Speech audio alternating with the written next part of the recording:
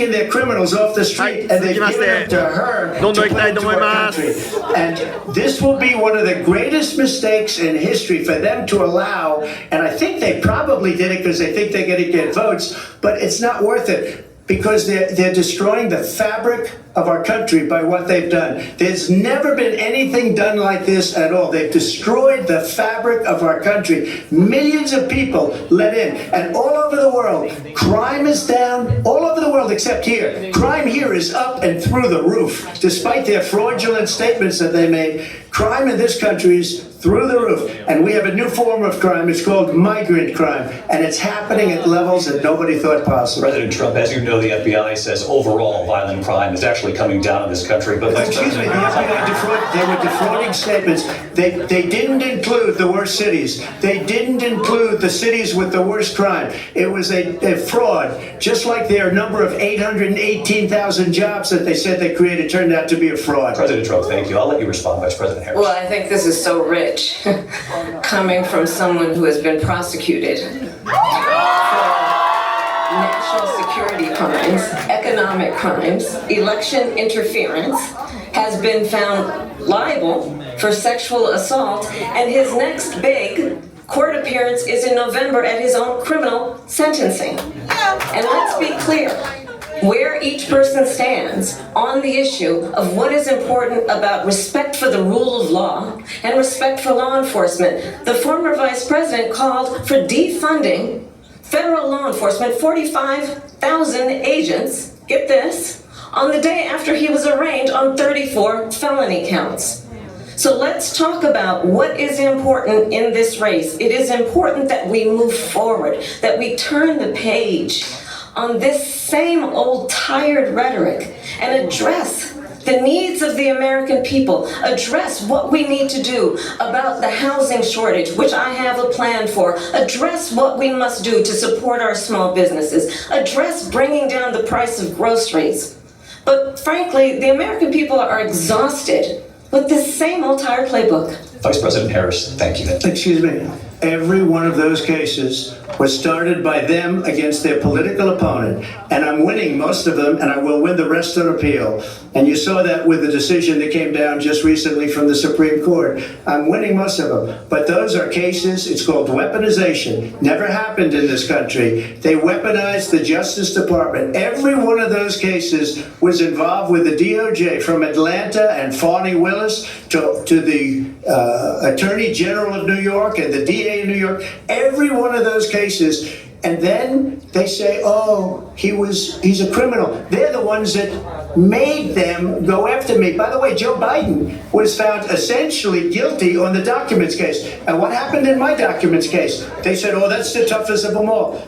A complete and total victory. 2 months ago, it was thrown out.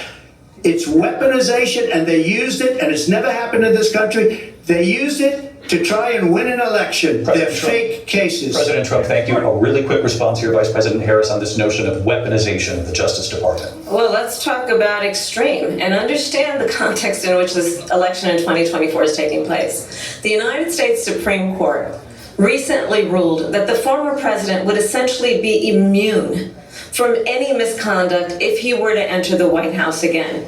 Understand, this is someone who has openly said he would terminate, I'm quoting, terminate the Constitution of the United States, that he would weaponize the Department of Justice against his political enemies. Someone who has openly expressed disdain for members of our military. Understand what it would mean if Donald Trump were back in the White House with no guardrails, because certainly we know now the court won't stop him. We know J.D. Vance is not going to stop him.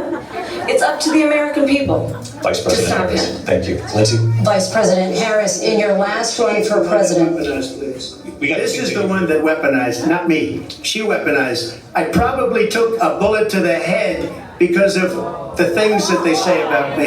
They talk about democracy. I'm a threat to democracy. They're the threat to democracy was a President fake Russia investigation We do have a lot to that get- went nowhere. We have a lot to get to. Lindsay? Vice President Harris, in your last run for president, you said you wanted to ban fracking.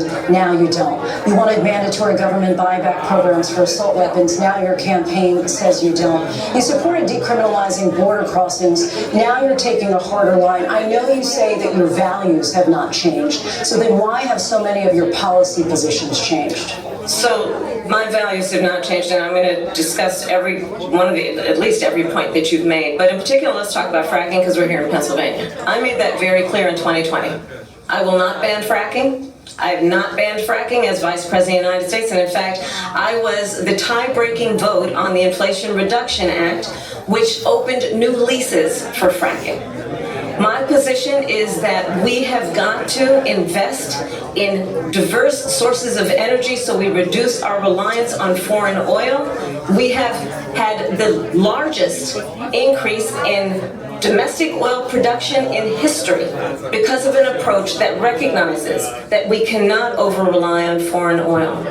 As it relates to my values, let me tell you, I grew up a middle-class kid raised by a hardworking mother who worked and saved and was able to buy our first home when I was a teenager. The values I bring to the importance of home ownership, knowing not everybody got handed $400 million on a silver platter and then filed bankruptcy 6 times, is a value that I bring to my work, to say we are going to work with the private sector and home builders to increase 3 million homes, increase by 3 million homes by the end of my first term. My work that is related to having a friend when I was in high school who was sexually assaulted by her stepfather.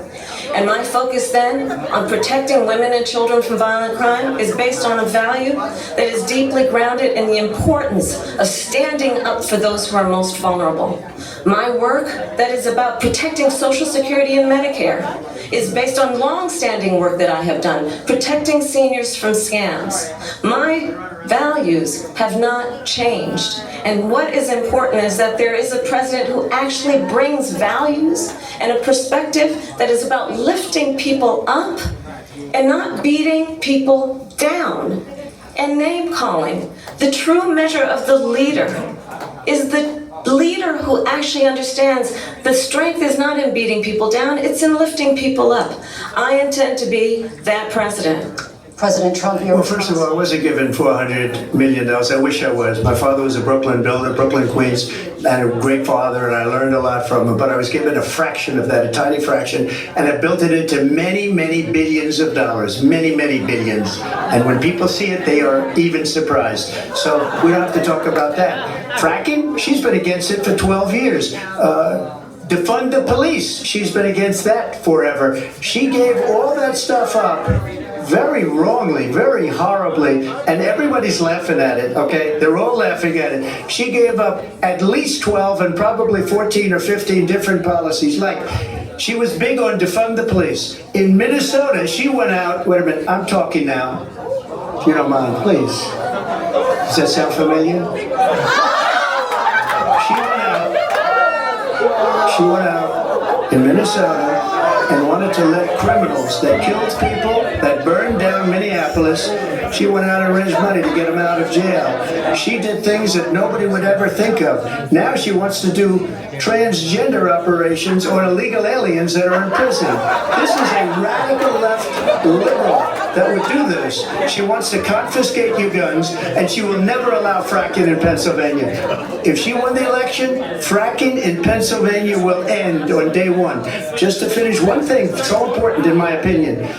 So I got the oil business going like nobody has ever done before. When they took over, they got rid of it, started getting rid of it, and the prices were going up the roof. They immediately let these guys go to where they were. I would have been 5 times, 4 times, 5 times higher, because you're talking about 3.5 years ago. They got it up to where I was because they had no choice, because the prices of energy were quadrupling and doubling. You saw what happened to gasoline. So they said, let's go back to Trump. But if she won the election, the day after that election, they'll go back to destroying our country, and oil will be dead, fossil fuel will be dead, we'll go back to windmills, and we'll go back to solar, where they need a whole desert to get some energy to come out. You ever see a solar plant? By the way, I'm a big fan of solar. 400, 500 acres of desert soil. These are not good things for the environment. Thank you.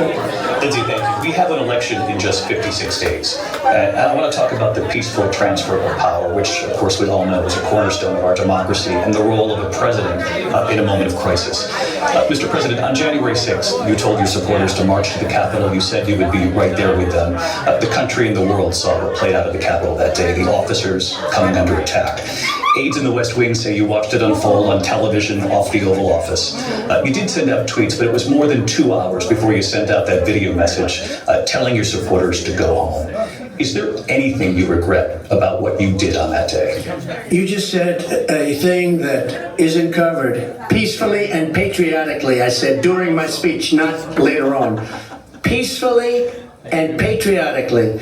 And nobody on the other side was killed. Ashley Babbitt was shot by an out-of-control police officer that should have never, ever shot her. It's a disgrace. But we didn't do this group of people that have been treated so badly.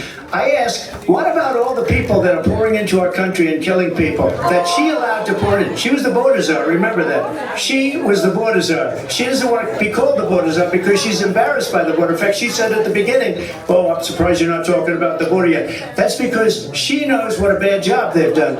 What about those people? When are they going to be prosecuted? When are these people from countries all over the world, not just South America, they're coming in from all over the world, David, all over the world, and crime rates are down all over the world because of it. But let me just when are those, David, when are those people going to be prosecuted? When are the people that burned down Minneapolis going to be prosecuted? Or in Seattle, they went into Seattle, they took over a big percentage of the city of Seattle. When are those people going to be prosecuted? But let me just ask You might ask her that question. You were the president. You were watching it unfold on television. It's a very simple question as we move forward toward another election. Is there anything you regret about what you did on that day? Yes or no? I had nothing to do with that other than they asked me to make a speech. I showed up for a speech. I said, I think it's going to be big. I went to Nancy Pelosi and the mayor of Washington, D.C., and the mayor put it back in writing, as you know. I said, you know, this is going to be a very big rally or whatever you want to call it. And again, it wasn't done by me. It was done by others. I said, I'd like to give you 10,000 National Guard or soldiers. They rejected me. Nancy Pelosi rejected me. It was just 2 weeks ago. Her daughter has a tape of her saying she is fully responsible for what happened. They want to get rid of that tape. It would have never happened if Nancy Pelosi and the mayor of Washington did their jobs. I wasn't responsible for security. Nancy Pelosi was responsible. She didn't do her job. The question was about you as president, not about former Speaker Pelosi, but I do want Vice President Harris to respond here. I was at the Capitol on January 6th. I was the vice president-elect. I was also an acting senator. I was there. And on that day, the President of the United States incited a violent mob to attack our nation's capital, to desecrate our nation's capital. On that day, 140 law enforcement officers were injured, and some died. And understand, the former president has been indicted and impeached for exactly that reason. But this is not an isolated situation. Let's remember Charlottesville, where there was a mob of people carrying tiki torches, spewing anti-Semitic hate. And what did the president then at the time say? There were fine people on each side. Let's remember that when it came to the Proud Boys, a militia, the former president said, stand back and stand by. So for everyone watching who remembers what January 6th was, I say, we don't have to go back. Let's not go back. We're not going back. It's time to turn the page. And if that was a bridge too far for you, well, there is a place in our campaign for you to stand for country, to stand for our democracy, to stand for rule of law, and to end the chaos, and to end the approach that is about attacking the foundations of our democracy because you don't like the outcome. And be clear on that point. Donald Trump, the candidate, has said in this election there will be a bloodbath if this and the outcome of this election is not to his liking. Let's turn the page on this. Let's not go back. Let's chart a course for the future and not go backwards to the past. Let me just follow up here. It was a different term, and it was a term that related to energy because they have destroyed our energy business. That was where bloodbath was. Also, on Charlottesville, that story has been, as you would say, debunked. Laura Ingraham, Sean Hannity, Jesse, all of these people, they covered it. If they go an extra sentence, they will see it was perfect. It was debunked in almost every newspaper, but they still bring it up, just like they bring 2025 up. They bring all of the stuff up. I ask you this, you talk about the Capitol. Why are we allowing these millions of people to come through on the southern border? How come she's not doing anything? And I'll tell you what I would do, and I would be very proud to do it. I would say we would both leave this debate right now. I'd like to see her go down to Washington, D.C. during this debate because we're wasting a lot of time. Go down to, because she's been so bad, it's so ridiculous. Go down to Washington, D.C. and let her sign a bill to close up the border because they have the right to do it. They don't need bills. They have the right to do it. The President of the United States, you'll get him out of bed, you'll wake him up at 4 o'clock in the afternoon and you say, come on down to the office, let's sign a bill. If he signs a bill that the border is closed, all he has to do is say it to the Border Patrol, who are phenomenal. If they do that, the border is closed. Mr. Those President, people are killing many people, unlike J6. We talked immigration here tonight. I do want to focus on this next issue to both of you because it really brings us this into focus, truth in these times that we're living in. Mr. President, for 3.5 years after you lost the 2020 election, you repeatedly falsely claimed that you won, many times saying you won in a landslide. In the past couple of weeks leading up to this debate, you have said, quote, you lost by a whisker, that you, quote, didn't quite make it, that you came up a little bit short.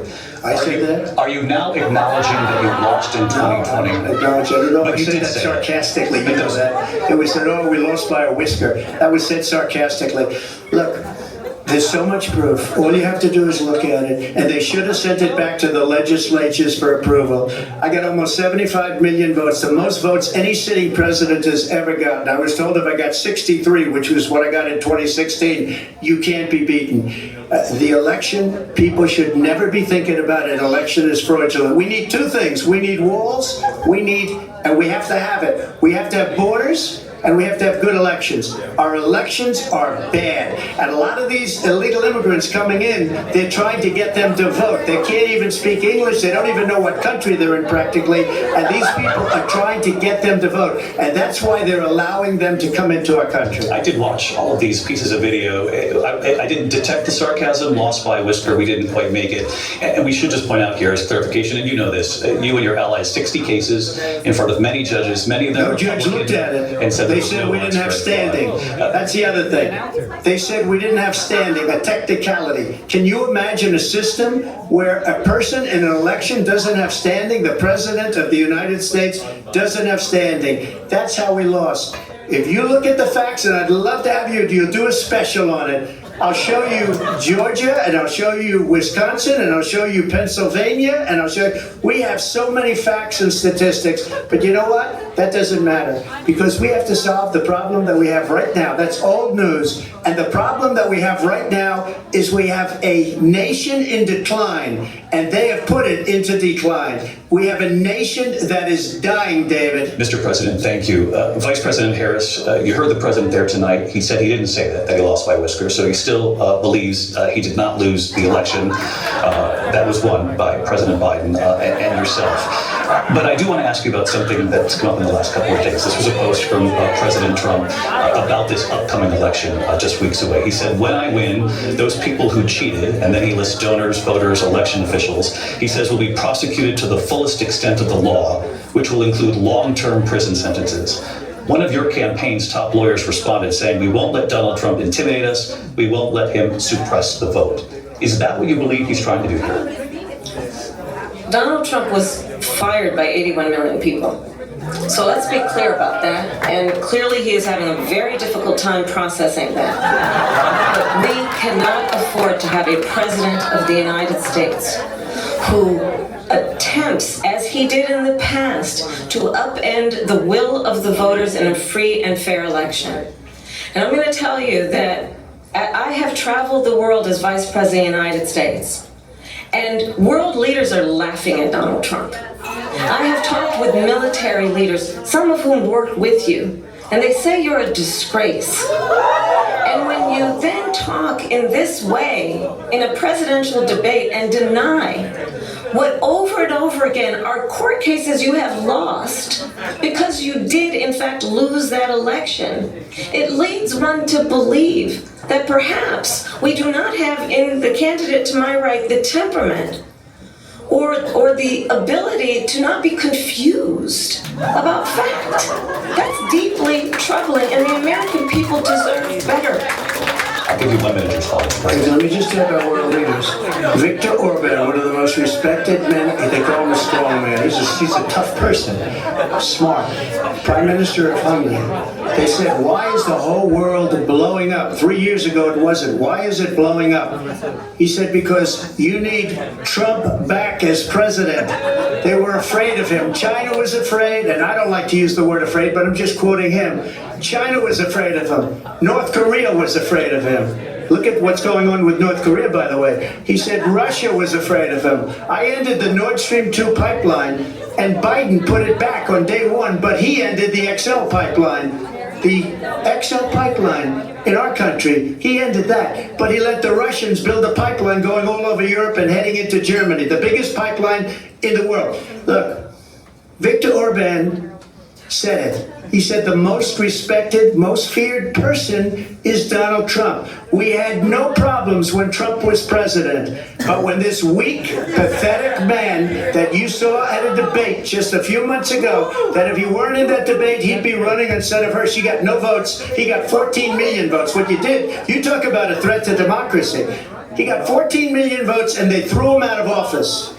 And you know what? I'll give you a little secret. He hates her. He can't stand her. But he got 14 million votes. They threw him out. She got 0 votes. And when she ran, she was the first one to leave because she failed. And now she's running. I don't understand it, but I'm okay with it because Your time is I think up. we're going to do very well. We've got a lot more to get. Turning now to the Israel-Hamas war and the hostages who are still being held, Americans among them. Vice President Harris, in December you said, quote, Israel has a right to defend itself, but you added, quote, it matters how, saying international humanitarian law must be respected, Israel must do more to protect innocent civilians. You said that 9 months ago. Now an estimated 40,000 Palestinians are dead. Nearly 100 hostages remain. Just last week, Prime Minister Benjamin Netanyahu said there's not a deal in the making. President Biden has not been able to break through the stalemate. How would you do it?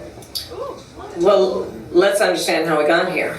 On October 7, Hamas, a terrorist organization, slaughtered 1,200 Israelis. Many of them young people who were simply attending a concert. Women were horribly raped. And so absolutely, I said then, I say now, Israel has a right to defend itself. We would. And how it does so matters. Because it is also true, far too many innocent Palestinians have been killed. Children, mothers. What we know is that this war must end. It must end immediately, and the way it will end is we need a ceasefire deal and we need the hostages out. And so we will continue to work around the clock on that. Work around the clock, also understanding that we must chart a course for a two-state solution.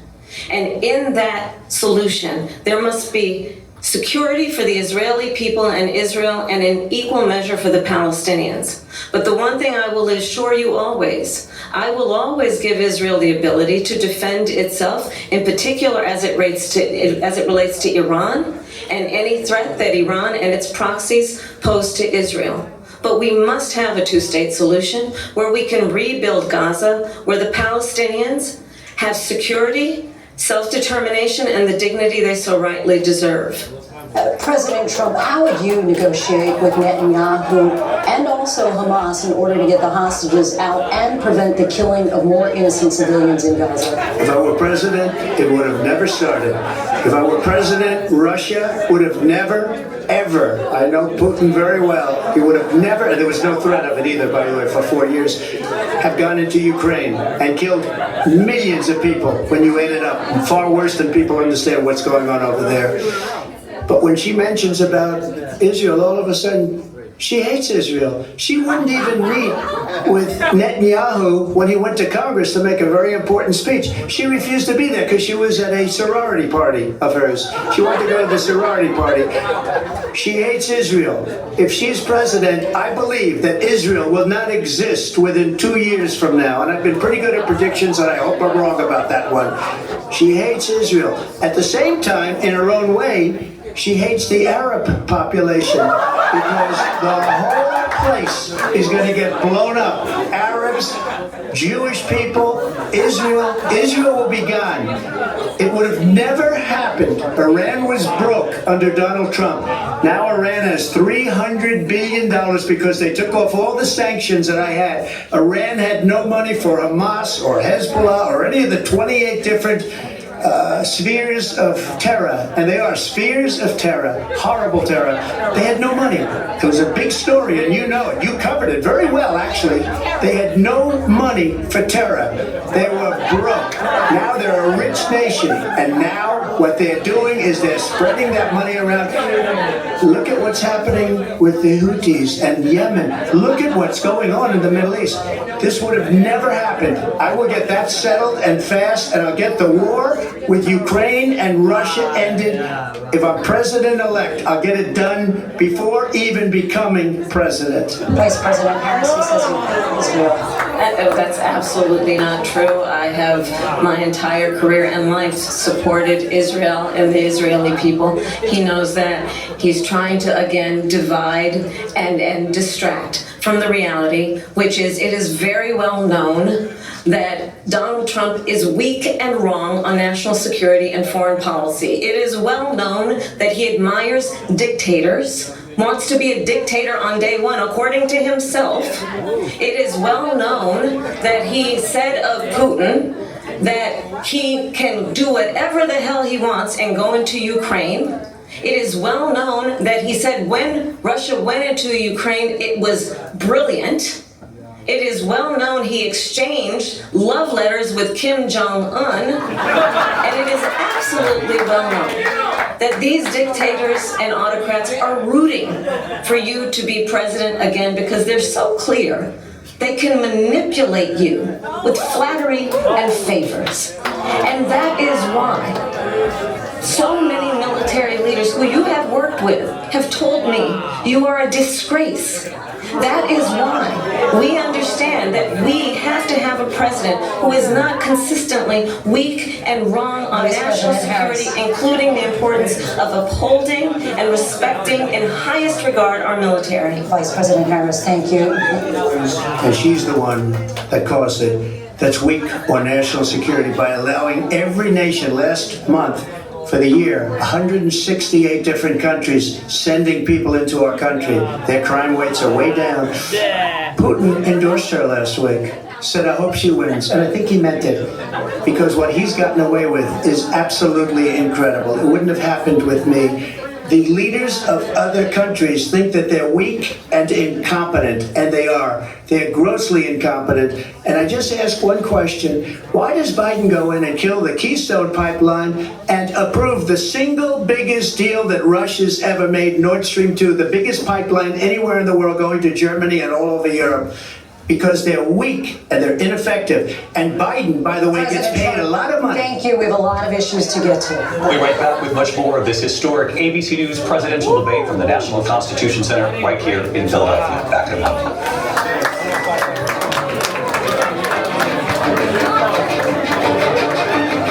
The ABC News presidential debate will continue after this. ここで1回休憩が入りました。電池を変えます。